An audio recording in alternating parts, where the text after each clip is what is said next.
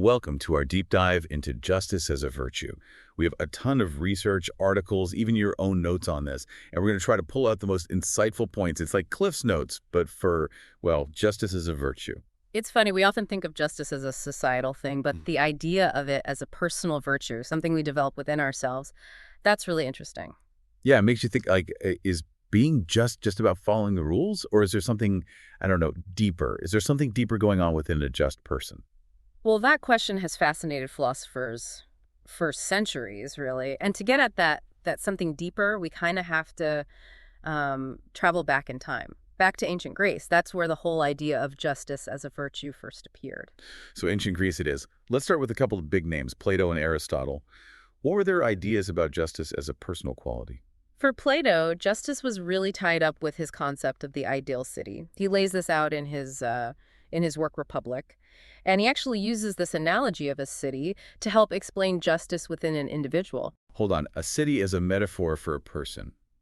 I'm not sure I follow. Okay, so Plato saw three main classes in a city: the rulers, the warriors, and then the commoners. And he thought these corresponded to three parts of the soul. There's the reasoning part, the spirited part, and then the appetitive part, which is like driven by desires. So the rulers are like reason, warriors are courage, and the commoners are like basic desires or... Exactly. So for Plato, justice is achieved when each part, both in the city and in the person, does its own work, as he put it. So the rulers, they govern wisely, warriors protect courageously, and the commoners pursue their desires, but in a way that doesn't mess up the harmony of the whole. And when that happens, you have a just city and a just person. Okay, I see. So that's a pretty powerful analogy. It suggests that being just involves a kind of inner harmony where reason kind of guides your spirit and your desires. You got it. It's about integrating all these different parts of ourselves to create this balanced, harmonious whole. But Aristotle, another huge name in Greek philosophy, he had a slightly different take on it. Okay, I'm listening. What was Aristotle's approach to justice as a virtue? So in his Nicomachean Ethics, Aristotle sees justice, as a virtue of character, just like courage or honesty. And he believed that every virtue kind of exists on this spectrum between two extremes, and true virtue is all about finding the golden mean between those extremes. So you're saying it's not about totally suppressing our desires or becoming like purely rational beings. Nope, not at all. For Aristotle, it's all about balance. So for example, right, courage is the mean between recklessness and cowardice. And similarly, justice is somewhere between being overly lenient and being overly harsh. That makes a lot of sense. It's about approaching the, complexities of life with balance, not just rigidly sticking to one extreme or the other. Exactly. And what Aristotle emphasizes is that this golden mean, it's not like this fixed point. It's something we have to constantly work towards, as we face different situations and challenges. That's so interesting. It really highlights how being just isn't just a state of being, but this dynamic process, like constantly finding balance in our actions and how we interact with people. Right. And it emphasizes this idea of practical wisdom, being able to see the right course of action, in different circumstances. So context really plays a key role in how we show justice in our lives. Mhm. It's not just blindly following some set of universal rules. It's more about applying these principles of balance, fairness, but in a way that makes sense for each specific situation. You're exactly right. Now, before we move on from ancient Greece, there's one more perspective I think we should touch on: Epicurus. Epicurus, the pleasure guy. I wouldn't have thought he'd have much to say about justice. Well, you might be surprised. Even though Epicurus is often associated with, pleasure seeking, he actually saw justice as this really crucial ingredient for achieving what he called eudaimonia, which is kind of like flourishing or living a really fulfilling life. So even for a pleasure seeker, justice matters. How does Yeah. that work? Well, Epicurus believed that real pleasure, or eudaimonia, came from tranquility, this state of freedom from, like, disturbance and anxiety.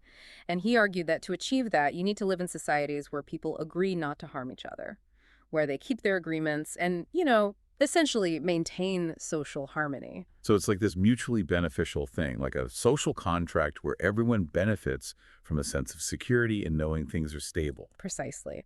For Epicurus, justice isn't just about personal virtue, it's also about making this framework for peaceful coexistence, where individuals can pursue their desires without worrying about constant conflict or things being disrupted. That's a pretty compelling point. It suggests that even if we're like totally motivated by pleasure or our own self-interest, cultivating justice both within ourselves and in our communities can actually make our lives better overall. Yeah, exactly. It shows how connected individual and social justice are. Our own virtue motivates us to support just principles, and a just society gives us that stability and security that we need to actually flourish. That makes me wonder, did other ancient thinkers see justice as like the top virtue, or were there other virtues they thought were more important? Ah, well, that's where things get even more interesting. As we move beyond ancient Greece, we'll see how ideas about justice kind of evolved along with the changing world. Okay, that's a perfect place to pause. But before we move on, for our listeners out there, take a minute to think about these ancient perspectives. Which one resonates with you the most? What questions are coming up for you? Hold on to those thoughts. We'll be back with more insights on justice as a virtue after a short break. We've just been talking about ancient Greece, exploring all those ideas from Plato, Aristotle, even Epicurus, on justice as a virtue. It's amazing how relevant those ideas still are today. But, you mentioned how the concept of justice didn't just stay stuck in time. You're absolutely right. The way we think about justice has changed over centuries. Philosophical shifts, cultural shifts, it all plays a part. So where do we go next on our timeline of justice? Who are we looking at? Well, let's jump ahead to the medieval period. We meet this really influential figure, Thomas Aquinas, who kind of bridges the gap between ancient philosophy and Christian theology. Aquinas, right, the guy who was all about bringing together faith and reason. What was his perspective on justice as a virtue? Aquinas, he was really influenced by Aristotle. He saw justice mainly as a virtue of character, believing that a just person always strives to give everyone what they deserve. He called this just deserts. That sounds familiar. But didn't Aquinas also have a unique take on what giving everyone their due actually means? You're right. He brought in this new layer, reflecting his Christian worldview. He believed that the order of society, what we owe each other, it all ultimately comes from God. So like a divine blueprint for justice. That's definitely a different approach than the ancient Greeks who were more focused on human reason and our own experiences. Yeah, for sure. It marks a subtle shift away from that classic Greek emphasis on eudaimonia, happiness being the ultimate goal. For Aquinas, justice isn't just about personal fulfillment, but also about fulfilling God's plan. Interesting. So even though Aquinas is pulling from Aristotle, he's also reshaping the idea of justice through this theological lens. It makes you wonder, how did the Enlightenment, with its focus on reason and individual freedom, how did that impact these evolving ideas about justice? That's a great question. The Enlightenment brought about some pretty big shifts in thinking. Thinkers like David Hume and Adam Smith, they kind of applied this skeptical lens to morality. They challenged a lot of traditional ideas about virtue and justice. Hume, the skeptic, wasn't he all about emotions driving morality? I'm a bit confused. How does that fit with this idea of justice? Well, that's what makes his perspective so interesting. Hume argued that justice, it isn't based on some kind of innate sense of fairness, but rather on self-interest and the practical need for rules in a world where resources are scarce. So justice is like a practical solution to the problem of everyone wanting more than what's available. Kind of a way to keep things in check. Exactly. Hume believed that humans are naturally self-interested, we're driven by our desires, and we're not always that generous. So we need rules to protect our stuff and prevent chaos. It almost sounds like a look out for number one, but everyone better play by the same rules kind of approach. You got it. And Adam Smith, the father of modern economics, he kind of echoed this idea too. He emphasized how important pre-established rules are for a society to actually work. So for these Enlightenment thinkers, justice becomes less about personal virtue and more about setting up a framework of rules that benefit everyone. It sounds like they're moving towards a more systemic view of justice. That's a good way to put it. And this shift continues with Immanuel Kant, a major figure in Enlightenment philosophy.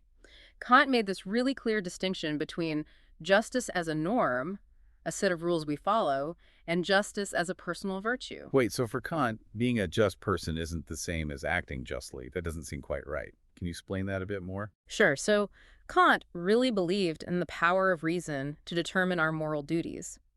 He said we should act according to universal principles, principles that could apply to anyone, regardless of personal feelings. Kind of like the golden rule. Treat others how you'd want to be treated. Exactly. For Kant, justice is all about respecting the rights of others, regardless of how we might feel personally. So even if I felt like being super generous to a friend, maybe at the expense of a stranger, Kant would say true justice means treating them both the same, following the same rules, even if I feel differently. That's right. And this idea that justice is more about following rational principles than cultivating personal virtue, it's had a huge impact on modern thinking. It is fascinating how justice as a virtue seems to take a back seat to this more rule-based approach. It makes you think, how do these different views on justice, how do they fit in with the complexities of human psychology and how society works? And that takes us into the 20th century and beyond. Thinkers start exploring the psychological side of morality, questioning whether just following rules is really all there is to justice. Okay, now I'm really hooked. How did 20th century thinkers tackle this tension between individual virtue and just societies?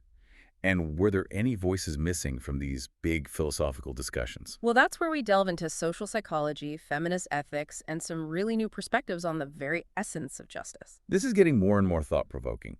So for our listeners, as we head into this next phase, take a moment to think about this journey. From ancient virtue to those Enlightenment rules, what resonates with you? What questions are popping up? We'll be back with the final part of our deep dive after a short break. So we left off talking about this shift towards a more rule-based view of justice in the Enlightenment.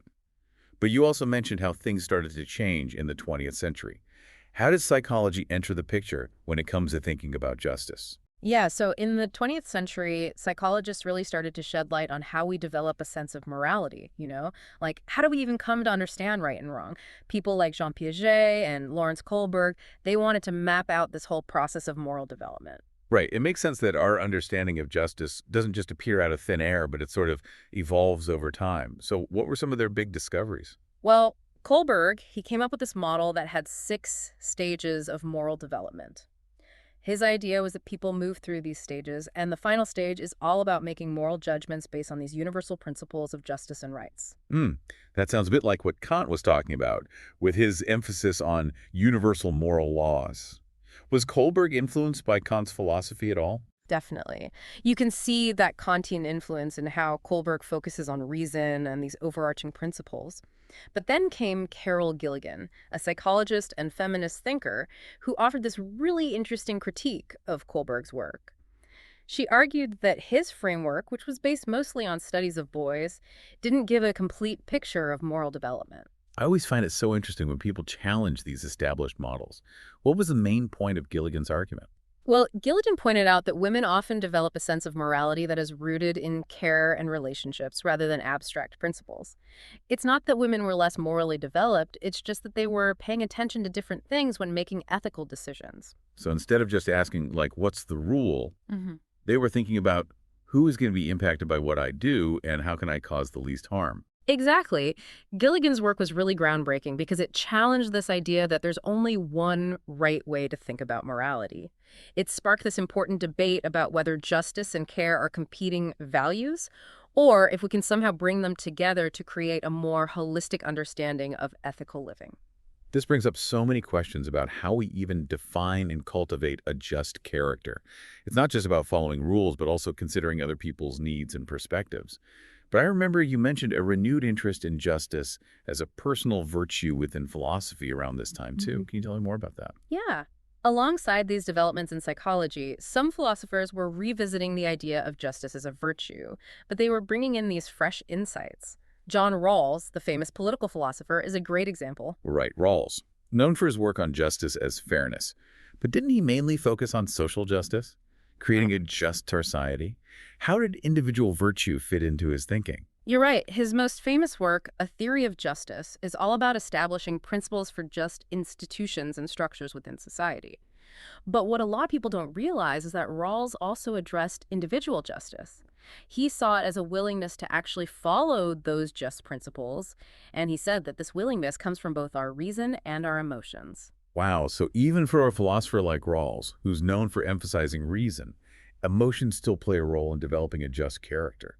Absolutely. Rawls recognized that our sense of justice isn't just this cold, calculated thing. It's also influenced by our empathy, compassion, and how we feel when we see injustice happening around us. That's a really important point. It seems like we've come full circle in a way, back to Right. those ancient ideas about justice as a virtue, but now we have all this added depth from psychology and a better understanding of social dynamics. Yeah, you could definitely say that. We've moved beyond this simplistic idea of justice as just giving everyone what they're owed. Now we have a much more nuanced understanding of what it really means to be a just person in a complex world. It's like we've been adding layers to this concept of justice, like painting a picture. Each new perspective adds a brushstroke, revealing something more intricate and beautiful. I love that analogy. But as we consider all these different facets of justice, we can't ignore the emergence of other ethical frameworks, like the ethics of care. This approach emphasizes things like compassion, empathy, and the importance of relationships. Does this challenge the traditional idea that justice reigns supreme as the most important virtue? Now, that's the million-dollar question, right? Yeah. A question that people have been debating for ages. Some people argue that love and justice are totally intertwined, that you can't have a truly just society without love and compassion. Others might say that while justice is crucial, we also need things like forgiveness and understanding to create a world where people can truly thrive. It's definitely a complex issue with no easy answers. Perhaps the real virtue lies in being open to different perspectives, wrestling with these difficult questions, and always striving to create a world that is both more just and more compassionate. Well said. This deep dive has been an incredible journey. We started way back with the ancient Greeks, then traveled through centuries of philosophical thought, and ended up in a place where psychology, social movements, and all these different ethical frameworks have reshaped our understanding of justice. And it's clear that justice isn't something static. It's constantly evolving as we face new challenges and our understanding of ethical living changes. Absolutely. And to our listeners out there, we encourage you to keep exploring this fascinating topic. Dig into the works of the thinkers we've discussed, consider different ethical viewpoints, and most importantly, reflect on what justice means to you and how you can embody it in your own life. After all, Socrates famously said, the unexamined life is not worth living, so keep examining, keep questioning, and keep working towards a world that is more just and more compassionate.